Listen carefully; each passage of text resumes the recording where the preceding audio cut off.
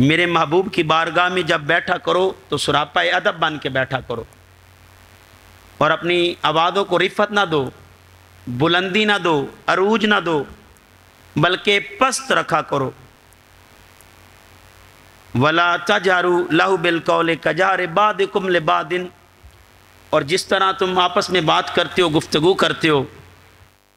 وہ میں کبھی اپنی آواز کو رفت دے دیتے ہو، بلندی دے دیتے ہو، اور اونچی آواز میں آپس میں ڈائلاگ کرتے ہو، کنورسیشن کرتے ہو، گفتگو کرتے ہوئے تمہاری آواز بلند ہو جاتی ہے، تو یہ عام بارگاہ نہ سمجھنا، یہ دربار تاجدار رحمت ہے صلی اللہ علیہ وآلہ وسلم۔ تو یہاں اپنی آوازوں کو رفت بھی نہ دینا، اور جیسے آپس میں بات کرتے ہو اس طرح بات بھی نہ کرنا۔ تو ہوگا کیا؟ انتہبط اعمالکم، اگر تمہاری آواز نے رفت پکڑ لی اور اونچی ہو گئی اور بارگاہ مصطفی کا ادب برقرار نہ رہا اور بے ادبی ہو گئی، بلند آواز ہوگی، آواز کو عروج دے دیا اور آپس میں ڈائلاگ کی طرح تم نے بات کر لی، تو سارے اعمال ضائع ہو جائیں، بدلے میں اللہ تیرے اعمال ضائع نہ کر دے۔ وَلَا أَنْتُمْ وَأَنْتُمْ لَا تَشْعُرُونَ، اور اللہ ارشاد فرما رہے ہیں کہ تجھے شعور بھی نہیں ہوگا، وَأَنْتُمْ لَا تَشْعُرُونَ، اور تمہیں اس بات کا شعور بھی نہیں ہوگا کہ تمہارے اعمال ضائع ہو گئے، اکارت ہو گئے۔ عزیزان محتشم، ایک ہوتا ہے اعمال کا، ایک چیز کا حبت کر لینا، اور ایک ہوتا ہے ضبط۔ ضبط ہوتا ہے کسی چیز کو اپنے قابو میں لینا، اپنے کنٹرول میں لے لینا، اپنے پاس لے لینا، تو یہ ہوتا ہے ضبط، کسی چیز کو ضبط کر لینا، کسی سے چھین لینا۔ اور حبت ہوتا ہے ڈسٹرائے کر دینا، زائل کر دینا، اس کا وجود ہی ختم کر دینا۔ تو جو میرے محبوب کی بارگاہ میں بے ادبی کرے گا اور اونچی آواز میں بات کرے گا اور سراپا ادب بن کے نہیں بیٹھے گا، اپنی آواز کو رفت دے گا، بلندی دے گا، تو میں اس کے سارے اعمال ضائع کر دوں گا، اور اس بات کی اس کو خبر بھی نہیں ہونے دوں گا۔ اور عزیزان محترم، ارشاد فرمایا ان الذین یغضون اصواتهم عند رسول اللہ، تو جب میرے محبوب گھر چلے جائیں تو یہ ادب سکھا رہے ہیں اللہ پاک قرآن پاک میں۔ بے شک جو لوگ ان الذین یغضون اصواتهم، بے شک جو لوگ میرے محبوب کی بارگاہ میں یغضون، پست رکھتے ہیں، نیچا رکھتے ہیں، اصواتهم، اپنی آوازوں کو رفت نہیں دیتے، بلند نہیں کرتے، اور ہمیشہ دھیمے لہجے میں بات کرتے ہیں، اور ادب سراپا ادب بن کے بیٹھتے ہیں، بات بھی کرتے ہیں تو ادب کے لہجے میں کرتے ہیں، عرض بھی کرتے ہیں تو اتنا ادب کا انداز ہوتا ہے کہ آواز دھیمی ہوتی ہے، کہیں یہاں سانس بھی لے ایستا کہ یہ دربار نبی ہے۔ تو عزیزان محتشم، وہ دھیمی آواز میں بات کرتے ہیں، پست لہجہ رکھتے ہیں۔ اللہ پاک کی شاف فرماتے ہیں اولئک الذین امتحن اللہ، یہی وہ لوگ ہیں جن کے اللہ پاک نے دلوں کو قلوب للتقوی، جن کے دلوں کو اللہ پاک نے تقوی کے لیے چن لیا ہے، خالص کر لیا ہے۔ لہم مغفرۃ واجر عظیم، اور اللہ کہتا ہے بخشش بھی ان کے لیے اور اجر عظیم بھی ان کے لیے، جو میرے محبوب کی بارگاہ کا ادب کرتے ہیں، جو سراپا ادب بن کے بیٹھتے ہیں، انہیں میں بخشتا ہوں، انہیں اجر عظیم عطا کرتا ہوں۔ سورہ آل عمران کی ایک آیت یاد آ گئی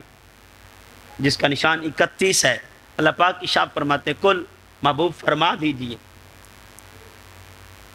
ان کنتم تحبون اللہ فاتبعونی یحببکم اللہ،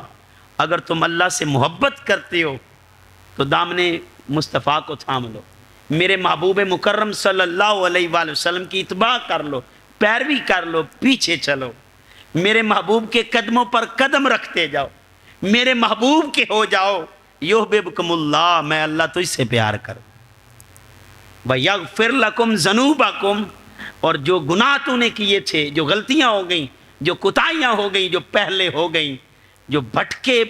پھرتے تھے اور گمراہ تھے اور گمراہی کے راستے پہ چل رہے تھے، سن لے جو ہی میرے محبوب کا دامن تھاما، وَيَغْفِرْ لَكُمْ ذُنُوبَكُمْ، میں نے تیرے پچھلے گناہ معاف کر۔ تو آؤ دوستان گرامی قدر، یہاں اللہ پاک ارشاد فرما رہے ہیں کہ اس کے لیے بخشش ہے اور اسی کے لیے اجر عظیم ہے جس کے دل میں میرے محبوب کا ادب ہے۔ اور اللہ پاک ارشاد فرماتے ہیں ان الذین ینادونک من وراء الحجرات اکثرهم لا یعقلون، اور جب میرے محبوب گھر چلے جائیں اور اپنے حجرے میں چلے جائیں تو باہر سے آوازیں نہ دیا کرو،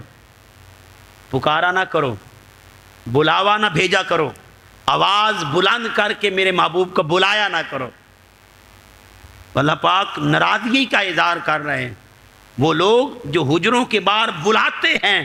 ان میں اکثر لوگ ایسے ہیں جو عقل ہی نہیں رکھتے، ان کے پاس عقل ہی نہیں ہے، جو میرے محبوب کے جانے کے بعد، حجرے میں چلے جانے کے بعد، اپنے گھر کو لوٹ جانے کے بعد اور اپنے خیموں میں جب میرے محبوب چلے جاتے ہیں، اپنے حجرے میں چلے جاتے ہیں تو وہ بلاوا نہ دیا کرو۔ جو بلاتے ہیں وہ عقل نہیں رکھتے۔ اور اللہ پاک پھر آواز دیتے ہیں وَلَوْ أَنَّهُمْ صَبَرُوا، اور اگر وہ صبر کرتے حَتَّى تَخْرُجَ إِلَيْهِمْ لَكَانَ خَيْرٌ لَهُمْ وَاللَّهُ غَفُورٌ رَحِيمٌ، اگر وہ صبر کرتے